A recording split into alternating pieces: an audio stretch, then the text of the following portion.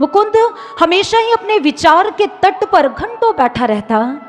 एक बार उसकी माँ ने उसे यूं विचार मग्न देखा तो पूछ बैठी, कहने लगी, बेटा तुम घंटों किस विचार में मग्न रहते हो? मुकुंद कहने लगा, माँ इन आंखों के सामने जो दृश्य है ये तो मैं सब देख पा रहा हूं, परंतु इन आंखों के पीछे कौन सा जगत है वहां तक मेरी पहुंच नहीं है। माँ मुस्कुरा दी, कहने लगी, बेटा ये तो तुम अपने साइंस के अध्यापक से पूछना कि आंखों के पीछे क्या है।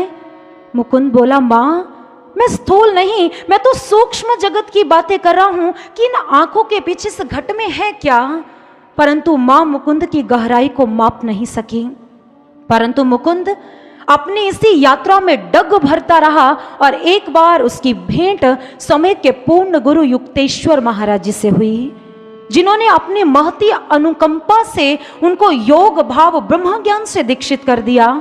और उसी क्षण मुकुंद के अंतर जगत के कपाट खुल गए और मुकुंद अपनी वाणी को कलमबद्ध करते हुए लिखता है कि गुरु के आलंब भाव स्पर्श मात्र से ही मेरे भीतर अनंत प्रकाश का सोता फूट पड़ा। ऐसा लगा मेरे घट के आकाश मंडल पर करोड़ों ही सूर्य एक साथ उदित हो गए हों और मैं रोज नित्य प्रतिदिन क्षण प्रतिक्षण आनंद की रसधाराओं में बहता चला गया। और इसी रसधारा में बहता बहता मुकुंद इतिहास का योगी राज योगानंद सामने बनकर आया कि जिस समय जीवन में एक गुरु का पदार्पण होता है तो वो अपने शिष्य को वाक्पटुता से रिझाता नहीं है, वो उसी क्षण हृदय में इस ईश्वर का अवलोकन करवा देता है